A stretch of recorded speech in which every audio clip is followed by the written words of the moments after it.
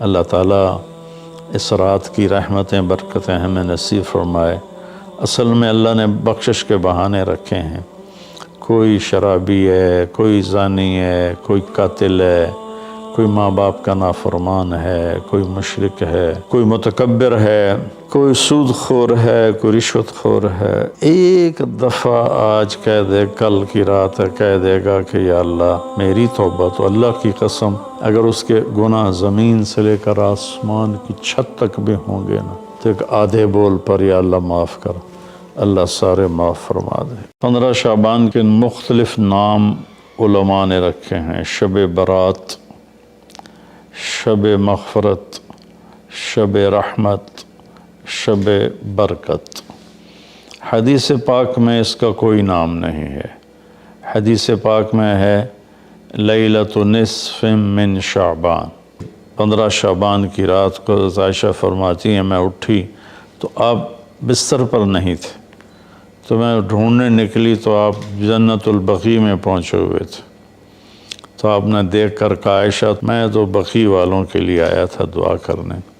پھر آپ نے فرمایا آج کی رات وہ رات ہے جس میں اللہ تبارک و تعالی بنو کلب ایک قبیلہ ہے جن کے پاس بھیڑ بکریاں بہت زیادہ تھیں، کہا عائشہ جتنی بنو کلب کی بھیڑ بکریوں کے جسم پر بال ہیں ان بالوں کی تعداد کے برابر اللہ تعالیٰ اپنے بندوں کو مغفرت فرماتا ہے، جہنم سے خلاصی فرماتا ہے۔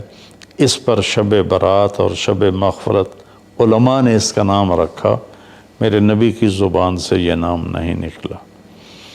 تو اس کی یہ فضیلت ہے کہ اس میں اللہ تعالیٰ کی طرف سے بخشش کا نزول ہوتا ہے۔ باقی یہ جو کہتے ہیں کہ اس میں فرشتہ اترتا ہے اور سارے سال کا بجٹ بتاتا ہے اور سارے سال کے واقعات، یہ کسی حدیث میں میری نظر سے نہیں گزرا۔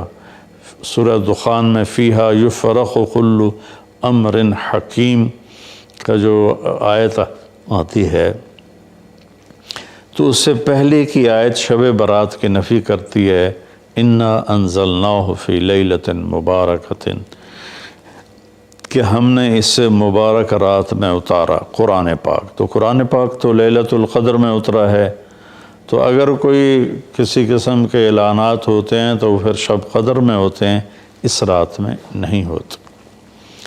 دوسرا یہ ہے کہ اس کے روزے اور بندگی کے بارے میں، شب قدر کی اللہ کے واسطے میری بات دھیان سے سنو، اللہ کی قسم کوئی خاص عبادت میرے نبی نے نہیں بتائی، لیلۃ القدر کی کوئی خاص عبادت میرے نبی نے نہیں فرمائی۔ حضرت عائشہ رضی اللہ عنہ نے پوچھا یا رسول اللہ اگر مجھے لیلۃ القدر نصیب ہو تو میں کیا کروں؟ کہا یہ دعا پڑھو، اللہم انک عفو تحب العفو فاعف عنی، اللہ تو معاف کرنے والا ہے، معافی کو پسند فرماتا ہے، مجھے معاف فرما۔ تو میرے نبی کی عبادت وہی 11 رکعت تہجد کے نوافل تھے، چاہے وہ شب قدر تھی، چاہے وہ شب برات تھی، چاہے وہ شب جمعہ تھی۔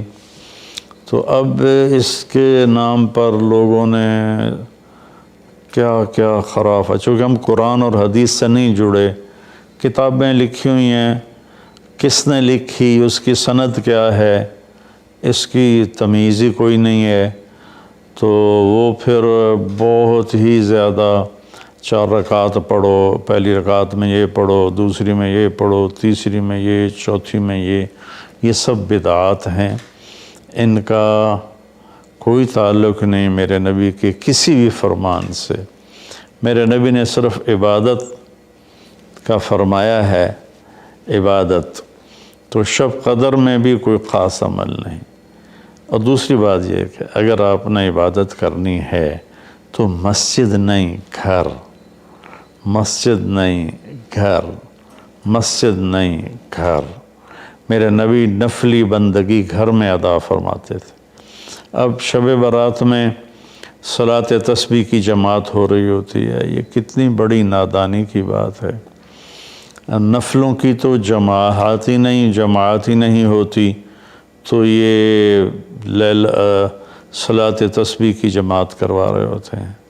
تو میرے بھائی بہنوں، اس رات میں کوئی بندگی عبادت مخصوص نہیں۔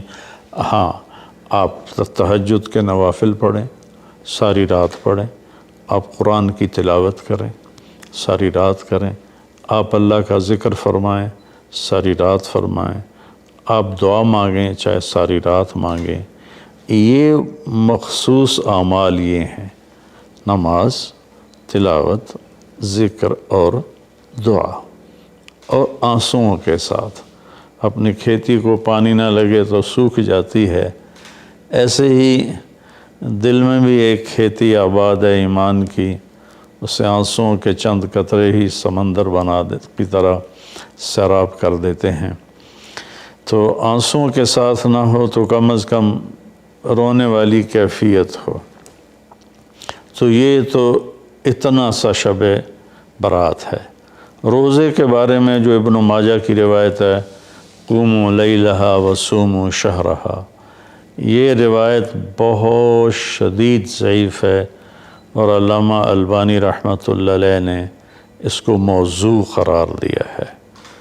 تو اس میں روزہ اس نیت سے رکھنا کہ میرے نبی کی سنت ہے، یہ غلط ہے، اس طرح یہ بدعت بن جائے گا۔ کوئی ویسے نفلی روزہ اس رات میں رکھنا چاہتا ہے مستحب سمجھ کے، نفل سمجھ کے، وہ میرے خیال میں اس میں کوئی قباحت نہیں ہے، لیکن سنت سمجھ کے اگر وہ رکھنا چاہتا ہے تو یہ بات صحیح نہیں ہے، چونکہ روزے والی روایت بالکل قابل اعتبار، قابل حجت نہیں ہے۔ اس میں تمام محدثین کا اتفاق ہے کہ یہ روایت شدید ضعیف ہے، اور شدید ضعیف سے استدلال نہیں ہوتا، اس کو حجت نہیں بنایا جاتا۔ کمزور اس کا ضعف اتنا شدید نہ ہو اور کئی حدیثیں جمع ہو جائیں تو پھر اس میں ایک طاقت آ جاتی ہے۔ تو اپنے آپ کو جوڑو اللہ کے قرآن کے ساتھ، اللہ کے نبی کی حدیث کے ساتھ۔ صحیح حدیث آپ کا ماخذ ہوگا تو آپ کو آسانی ہوگی کرنے میں۔ تو اصل میں عبادات میں اعتدال ہے۔ شاید ہی کوئی رات میرے نبی ساری رات جاگے ہوں، شاید، اور شاید ہی کبھی آپ نے مسلسل، اس میں تو میں پورے یقین سے کہہ سکتا ہوں کہ آپ نے زندگی میں ایک دفعہ بھی عشاء کے وضو سے فجر کی نماز نہیں ادا فرمائی۔ بعد میں ایک رہبانیت کا ٹچ آیا کہ بندگی میں بہت زیادہ زیادتی اور اپنے نفس کشی میں راہبوں جیسی تھوڑی تھوڑی جھلک۔ نبی کی زندگی پڑھو، آپ کو پتہ چلے گا زندگی ہے کیا۔ قرآن پڑھو، آپ کو پتہ چلے گا اللہ چاہتا کیا ہے۔ اللہ تعالیٰ اس رات کی رحمتیں برکتیں ہمیں نصیب فرمائے۔ اصل میں اللہ نے بخشش کے بہانے رکھے ہیں۔ کوئی شرابی ہے، کوئی زانی ہے، کوئی قاتل ہے، کوئی ماں باپ کا نافرمان ہے، کوئی مشرک ہے، کوئی متکبر ہے، کوئی سود خور ہے، کوئی رشوت خور ہے۔ ایک دفعہ آج کہہ دے، کل کی رات ہے، کہہ دے گا کہ یا اللہ میری توبہ، تو اللہ کی قسم اگر اس کے گناہ زمین سے لے کر آسمان کی چھت تک بھی ہوں گے نا، تو ایک آدھے بول پر یا اللہ معاف کر، اللہ سارے معاف فرما دے۔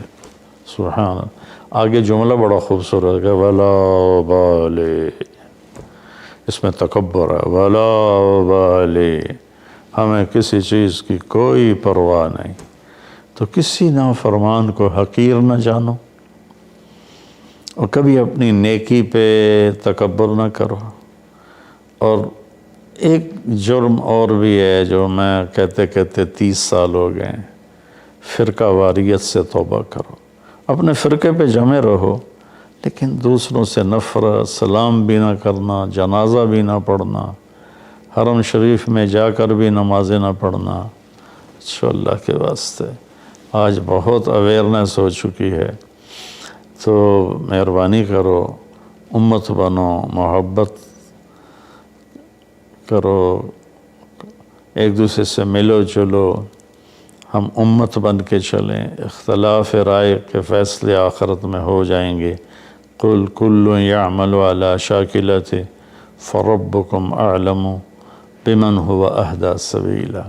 ایسی اس میں جو دیگیں چڑھائی جاتی ہیں، خیرات کی جاتی ہے، یہ بھی بدعت سنت سمجھ کے کوئی کرے گا تو بدعت ہے، ویسے فی سبیل اللہ کوئی دیگ کرنا چاہتا ہے تو ٹھیک ہے۔ اللہ تعالی ہمیں عمل کی توفیق بخشے۔